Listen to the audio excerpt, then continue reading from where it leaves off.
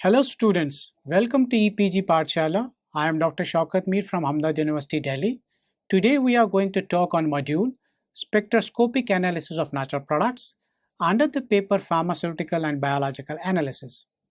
After completing this module, we should be able to understand the need and importance of evaluation of natural products, different parameters for the spectroscopic analysis, and we will be also understanding the recent advances and the future prospects of spectroscopic analysis. Let's get started with the definition of drug evaluation. It can be defined as the determination of identity, quality, and efficacy of a drug. So, identity means the identification of the source or the biological source of the drug. Quality, as you understand, it is a measure of the content and purity, that how much of a substance is present inside this drug and how much pure is it and what content is there. And the last of all, the efficacy is the determination of the intended use of the drug. So these drug evaluations have their own importance. So they can be used in establishing the quality and purity of drugs. The drug evaluation can also be used for standardization of therapeutic regimes. So we understand that these drugs, they are to be used for the treatment of disease. So how much drugs and when to, what is the recurrence and what is the dose and other things related to drug therapy. So that needs to be decided on the basis of these drug evaluation experiments. Identification of deterioration due to faulty preparation, storage, and transport can also be ascertained with the help of drug evaluation. So it also helps us in reporting the adulteration and substitution as a result of carelessness, ignorance, or fraud on the part of the suppliers or the manufacturers. And the last of all, drug evaluation of crude drugs helps us to determine biochemical variations found in the drugs. This slide shows different parameters for the evaluation of herbal products and natural products. So here we can see that we have botanical methods, organoleptic methods, biological or chemical methods that can be used for the evaluation of herbal drugs. In this module, we are going to discuss spectroscopic analysis, which is the part of physical evaluation. So we have discussed other parameters for physical evaluation somewhere else as a part of another module, but here this module is specific for spectroscopic analysis. So now let us discuss spectroscopic analysis. So as we understand that spectroscopy is at the center of spectroscopic analysis, so it is based on the interaction of natural products or any substance with the parts of the electromagnetic spectrum. We understand that the electromagnetic spectrum, it extends from cosmic rays to the radio waves. So the study of interaction of natural products with the parts of the spectrum, it is the basis of spectroscopic analysis. It is also synonymously known as spectrophotometric analysis or spectrophotometric evaluation. Spectrophotometric or spectroscopic evaluation can be based on any of the following. It can be based on UV visible spectroscopy, IR spectroscopy, fluorescence spectroscopy, X-ray diffraction, or even nuclear magnetic resonance spectroscopy, and last but not the least, mass spectroscopy, which is known as tandem mass spectroscopy. So now let's understand spectroscopy is. So this stretch at the top shows the electromagnetic spectrum. So we can see that it extends from cosmic rays to microwave radio. So with the increasing wavelength and decreasing frequency. So when we use the part of this electromagnetic spectrum for the evaluation of substances, natural products and herbal natural products, so we call it as spectroscopic evaluation. So spectroscopy is the study of interaction of electromagnetic radiation with a substance. So a substance absorbs energy or emits energy in the form of discrete amounts called quanta. The absorbance of a compound at a particular wavelength increases with an increasing number of molecules undergoing transition. So we can see in this, we have this white portion which is visible region. Left to this we have ultraviolet region. The right side we have near IR and IR regions. So we can use UV, visible or IR region as well as X-ray diffraction techniques for studying the quality of substances, so which come under spectroscopic analysis. So spectroscopic analysis or evaluation can be done for a range of substances including these natural herbal medicinal products. So the electromagnetic variations used in spectroscopic analysis can be classified into the regions as shown below. Ultraviolet region, which starts from 200 and ends at 400 nanometers. Visible region, it stretches from 400 to 800 nanometers. Infrared stretches from 400 to 3000 nanometers, while as infrared, it stretches from 3 to 40 micrometers. The measurements in spectroscopy can be done by any of those methods, by any of those parameters like absorbance, transmittance, optical density, or extinction measurements. So when a light of specific wavelength is passed through a solution of a substance, its response to the incident light can be represented by absorbance or transmittance or optical density. Absorbance is the measure of how much content of light gets absorbed by a substance. So more reliable or more accurate measurement is for transmittance, which is the ratio of the light that gets transmitted with the sample to the measure of light that gets transmitted without the sample. So transmittance, that is depicted by T, is equal to 1 upon 110. While as absorbance, it is the reciprocal of transmittance. A more accurate one is the representation of this absorbance by optical density, which is decimal optical density. So E is equal to log to the base of 10 I0 upon I. Optical density is proportional to the number of absorbing units in the light path. So fairly dilute solutions follow this proposition, and this is called Bayes' law. The other method for the measurement of the for the evaluation of spectroscopic data is by extinction measurements. So here we can see there is a diagram which shows a plot between absorbance and concentration. So as there is increase in the concentration, there is a relative increase in absorbance. So in dilute solutions, there is a linear increase, so which is governed by Bayes' law, so it is represented by the straight line. So an unknown sample, a sample of unknown composition or strength, can be determined if we have this plot, which is known as standard plot. So we take dilutions represented by standard 1, 2, 3 and 4 on the plot. So these are known concentrations. For these known concentrations, we record their absorbance, and finally we subject the sample of unknown concentration to the same recording of measurement at the same wavelength, which is preferably a lambda max.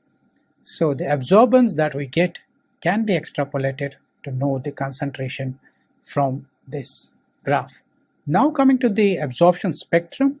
The absorption spectrum of a substance, as shown on lower right hand side, is a set of values for a substance at a unit concentration when the thickness of the layer traversed by light is 1 centimeter.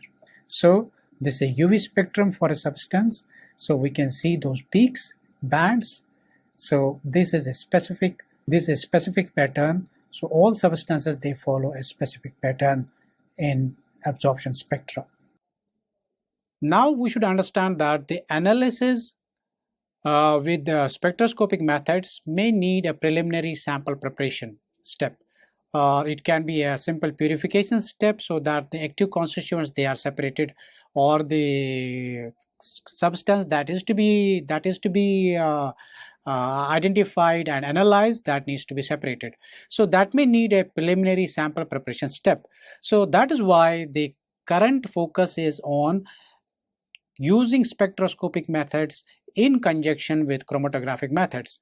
So it is being increasingly used in the analysis of natural products. So first we separate these compounds, from these matrix using chromatographic methods, and then we study them by spectroscopic means. Absorption spectra such as UV and IR are very useful techniques for the spectroscopic analysis. They are otherwise also used in the identification and determination of structure, purity, and analysis of compounds. Absorption in UV visible region, IR or near IR regions of the electromagnetic spectrum is the basis of analysis of several natural products. Several of those pharmacopoeias that are followed in the world, they prescribe or they include several of those assay methods which are either of the UV visible nature or of IR region or near IR region. They also provide these absorption spectra, they also provide key information about the structure of natural products.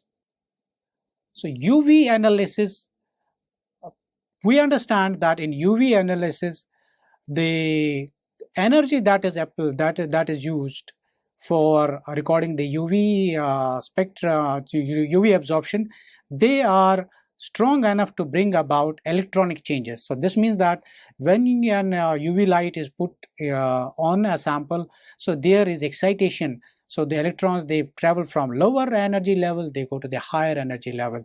So they are also associated with smaller changes related to vibrational and rotational changes. So this is the reason we, in a UV analysis, when you record a UV spectrum, you get a banded spectrum rather than a line spectrum. So UV is the most sensitive of all these spectroscopic techniques. It is a simple technique, and since several of those advancements have been made, particularly with respect to the introduction of derivative spectroscopy, the sensitivity of these UV spectrophotometers that has improved tremendously, and so that have also increased the utilization of UV spectrum or spectroscopy in the analysis of trace analysis. All major pharmacopoeias, as I have told you earlier, that UV is the absorption spectrum is the basis of several of those active pharmaceutical ingredients or natural products. Now let us go to the applications of this UV visible evaluation for the analysis of alkaloids. So the first example is the estimation of reserpine in Rauwolfia serpentina, roots, rhizomes, and extracts. The diagram for the chemical structure of reserpine is given here. So in the extracts and in the samples of Rauwolfia, the reserpine can be estimated by measurement of optical density at 268 nanometers. Another determination for very significant anti-tumor compounds, vincristine and vinblastine, that are found in periwinkle called Catharanthus roseus. The aerial parts of this plant contain this alkaloid. So these alkaloids can also be examined or determined by carrying out UV determinations at 267 and 297 nanometers. The estimation of morphine in Papaver somniferum and in opium can be done by measurement of optical density at 286 nanometers. So as we understand that morphine, it still remains a gold standard for several of those analgesics that are either natural or synthetic. So a very significant compound can also be estimated by UV evaluation. The example 4 is that of tuberculin estimation, which is neuromuscular blocking agent. The analysis of this compound can be carried out at 289 nanometers. So mind you that we need to get some of those interfering substances. We need to remove them before these tests can be used for the estimation of these alkaloids. Now we move on to the assay of alkaloidal mixtures. So earlier we have discussed the assay of some of those individual alkaloids. So it is also useful for the determination of alkaloidal mixtures found in same plant or in different plants. For example, in example 1, we see that 2-point UV spectrophotometric assay is available for the determination of strychnine and brucine, which are the alkaloids present in Nux vomica, and they are also present in its preparations. So they can be accurately measured by a two-way spectroscopic UV spectroscopic assay by measurement of optical density at 262 and 300 nanometers. This method is official in British Pharmacopoeia. The other good example for the use of UV spectroscopy, the analysis of alkaloidal mixtures, is that of method prescribed by European Pharmacopoeia for the estimation of quinine-like and cinchonine-like alkaloids in cinchona bark. So it is a very useful assay method which takes into account extinction measurements that are made at 316 and 348 nanometers. Now let's move to the analysis of oils using UV spectrophotometer. So cassia oil, the alkaloidal content of this oil can be estimated using UV spectroscopy when the optical density is measured at 286 nanometers. So the measure alkaloidal content, aldehyde content in cassia oil is cinnamaldehyde besides others. In the same way, bergaptin, which is a constituent of bergamot oil, can be determined by carrying out UV spectroscopic determinations at 313 nanometers. UV spectrophotometry, vitamin A content in cod liver oil, which is, as you can see in this picture, it has conjugated double bonds. So it can be done by recording optical density at 328 nanometers. So vitamin content in cod liver oil and other products which contain cod liver oil can be determined effectively by using UV spectrophotometer. USP prescribes a UV absorbance test for the absence of foreign oils in lemon and orange oils. In the same way, British Pharmacopoeia also prescribes the use of extinction limits for the analysis of castor oil at 268 and 70 nanometers. These are some of those assays for other constituents which are carried out by UV spectrometry. Number 1 is cardiac glycosides containing a butanolide side chain that are present in digitalis can be assayed by recording the optical density at 217 nanometers. Cosinoids, they are a class of compounds which are present in quassia wood. They are quite specific in their occurrence in quassia wood.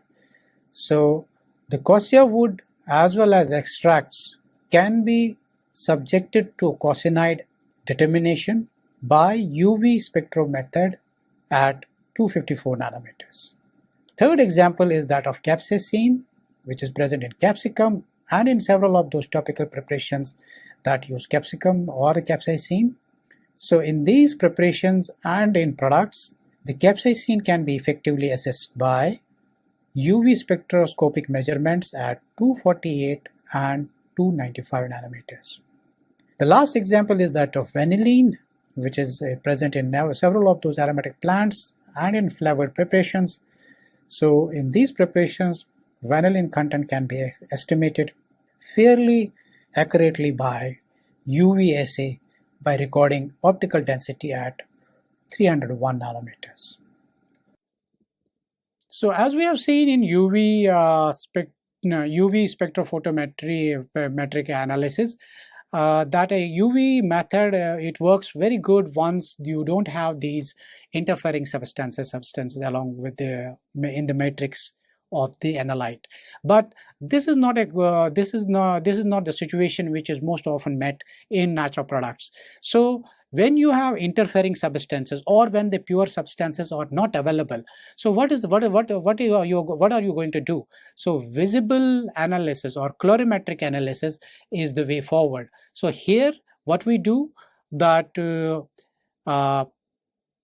the substance to be analyzed, it is treated with some chemicals which result in the formation of color reactions, which result in the formation of a color, and that color, visible color, it is measured, or the absorbance is measured, which is the basis of colorimetric analysis. When pure solutions are not available for analysis, so this is particularly useful for these types of analysis. It can be carried out with simple colorimeter, or even we have the modern UV, they are usually UV visible spectrophotometers. So they can record both UV spectrum as well as visible spectrophotometry, while as we have separate visible colorimeters, which are known as colorimeters. The instrument consists of these colorimeters or UV visible colorimeter spectrometer. It consists of a light source, the filters that are put inside, that are put in its way to filter out one specific wavelength, and the photoelectric cell as a recorder. The transmitted light which moves through the sample is recorded, and the composition of the test sample is determined by reference to a standard plot. Now let's go to the examples related to the colorimetric assays. Again, we have several of those alkaloids estimated by visible or colorimetric assays. So the estimation of reserpine in Rauwolfia serpentina roots and extracts can be undertaken after treatment with sodium nitrite in dilute acid.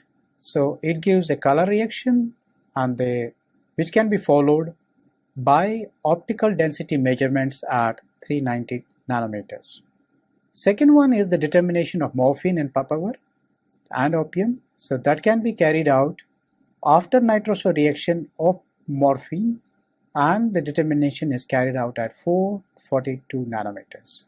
Total alkaloids in aggregate can be estimated either by use of paradimethylaminobenzyaldehyde reagent and recording of absorbance at 550 nanometers, or by the use of vanillin in higher concentrated HCl at 532 nanometers.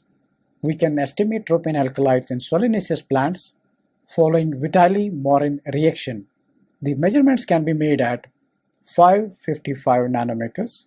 So in all these cases, you can see that there is a need for the treatment with reagents which give color reactions, and those colors, they are estimated in visible region. We have now assay of glycosides. The basis of these assays are colorimetric assays, colorimetric region, visible region. The assay of cyanogenetic glycosides as in almond can be carried out by cyanide determination at 630 nanometers. The estimation of anthraquinones in senna leaf in the form of cyanosides can be undertaken after treatment with alkali, followed by measurement of optical density at 500 nanometers. So in case of aloe, cascara and rhubarb, the anthraquinones can be estimated by measurement of optical density at 515 nanometers following the same treatment. Cardioactive glycosides in digitalis can be estimated by any of the methods given at the base. Number A is you use Killer-Kiliani reaction and estimate it, and you record the absorbance at 590 nanometers, or you can follow meta-dinitrobenzene treatment and record optical density at 620 nanometers. The first one is the specific reaction for digitoxos, while the second one is due to the presence of lactone ring.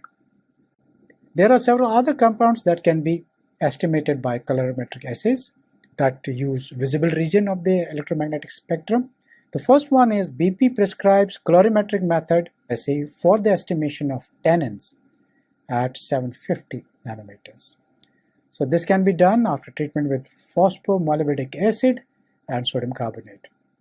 Estimation of menthol in peppermint or mint oil by the use of dimethylaminobenzylaldehyde reagent followed by measurement optical density using green filters. So this method can be used for the estimation of menthol. And capsaicin and capsicum can also be effectively assessed by treatment of sample with molybdic acid and NaOH and recording absorbance at 730 nanometers, or by reaction with diazobenzene sulfonic acid in sodium carbonate at 505 nanometers. Another important analysis is on the basis of IR and near IR. So as I told you, like in case of UV, the incident light is of the energy that brings about electronic transitions. But in IR, low energy light wavelengths, they are made incident, they are made to fall on the sample. These energies, they are only sufficient to bring about small vibrational and rotational changes in the molecule. So these changes are associated, these are characteristic changes that take place within molecules. The IR spectrum and the absorption of these small wavelengths, these wavelengths result in IR or near IR spectrum.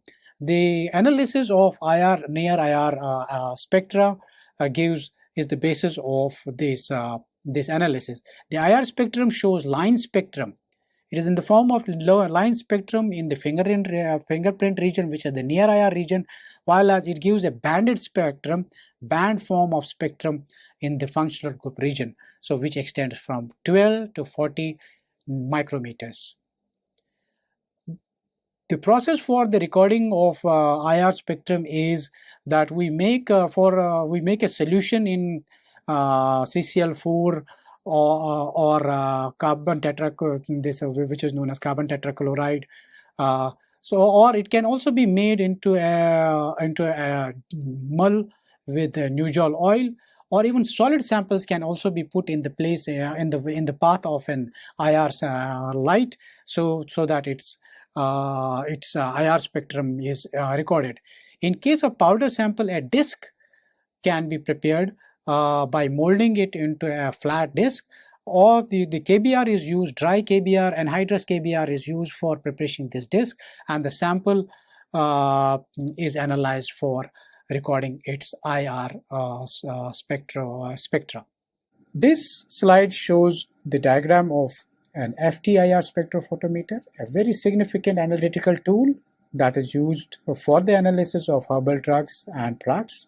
So the Fourier transform IR has increased the sensitivity of classical IR, the older versions of IR, several folds, and it has also made it more rapid in its measurements. The British Pharmacopoeia 1980 volume 3 consists of a compilation of IR spectra for many medicinal products, including synthetic as well as natural products. So this compilation is very, very significant with respect to working with these substances. So this is a depository which every student should visit and check, so that any sample that you have for your research purposes, so that can be identified by comparing the IR that we get for our samples with these spectra given in volume 3 British Pharmacopoeia 1980. IR and near IR based assays. This slide gives a list of such experiments which can be done with IR or near IR region. The first one is quantitative estimation of quinine and strychnine. Mixtures can be achieved by comparing absorption maxima at 6.2 and 6.06 micrometers. So students should take care that some of these values can be changed into the wave numbers, which are unit for which is centimeter inverse. The next assay is for the evaluation of mixture of steroidal sapogenins in herbal plants using IR spectroscopy So the measurements of optical density are made at 11.11 and 10.85 micrometers. So with this method, there is a possibility of determination of epimeric sapogenins, 25 alpha and 25 beta sapogenins. The next example listed at number 3 is the determination of adulteration of cassia oil with leaf or twig oil can be detected by the estimation orthomethoxycinnamaldehyde at 7.18 and 7.62 micrometers. So this assay is also very significant for the determination of moisture as shown in figure at 4. Water content in expensive and sensitive herbal products can be determined fairly specifically using IR at 1.9 micrometers. NIR IR spectroscopy has been successfully applied for the natural product composition analysis, product quality assessment, and in production control. So it can provide us global signatures for the composition of herbal products as well as all natural products. With the application of chemometric techniques, the composition of these natural products can be related to the geographical location or even to the genetic makeup. Fluorescence analysis is another type of spectroscopic analysis which is very useful, particularly with respect to natural products. So here some of those substances, when they are irradiated with UV light, they emit a longer wavelength, or they remain colored for some time. So this is known as fluorescence. The process is called fluorescence, and the process of recording that emitted light is known as fluorescence analysis. The fluorescence spectrum is characteristic of a substance which exhibits the phenomena of fluorescence. The emitted light ceases or it stops when the exciting light, which usually is a UV light, is removed. A fluorimeter is an instrument which is used for recording this fluorescence phenomenon. So it consists of a strong UV light source. As I told you that this process starts with the strong UV light. So a tungsten arc or a mercury lamp can be used as a source of UV light. Then we have filters to single out some of those short UV waves, and then a photoelectric cell is used to measure the intensity of the emitted fluorescent light. So we also have these fluorimeters in the form of long and short wavelength handheld lamps, so which can be used on solid samples, liquid sample, as well as on the chromatograms. It can be used for both qualitative as well as quantitative analysis in solid, liquid, or powder samples. The use of fluorescence analysis for the analysis of natural products. The example can be, first one is quinine can be conveniently assayed by the measurement of blue fluorescence produced by the irradiation of the alkaloid in dilute HCl at 450 nanometers. In the same way, senna and hydratis, they can be estimated by fluorescence analysis following Born-Traeger reaction or oxidizing the hydratis extract with nitric acid. The mixture of cardiac glycosides in digitalis can be estimated after the separation on chromatographic plates and final determination done on fluorimeter. Reserpine in Rauwolfia can be estimated by the measurement of green fluorescence produced when reserpine is oxidized with H2O2 in acetic acid. The fluorescence pattern of powder sample is also an important method of analysis of herbal products. The powders, they are treated with different reagents like sodium hydroxide, ferric chloride, etc. And the fluorescence is recorded following UV light exposure at 254 and 366 nanometers. So such estimations have been used for the detection of ergot in wheat flour, differentiation of rheum officinalis or imodi, which give brown fluorescence, from that of rheum reponticum, which gives yellow color, as well as the detection of repontic rhubarb.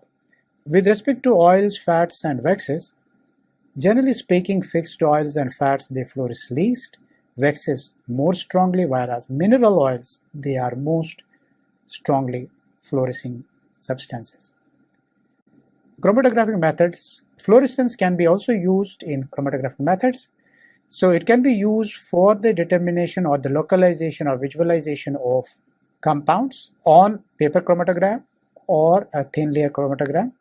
So as you can see on the left hand side, we have TLC plate showing bright spots. This is fluorescence when the slide is exposed to 366 nanometers UV. While as on the right hand side we have this green plate, it is actually the opposite of fluorescence, which is known as fluorescence quenching. The material which is used for the preparation of this plate, it contains an fluorescent inorganic substance which fluoresces at 254, and the compounds which are not fluorescing, they are visible as dark spots.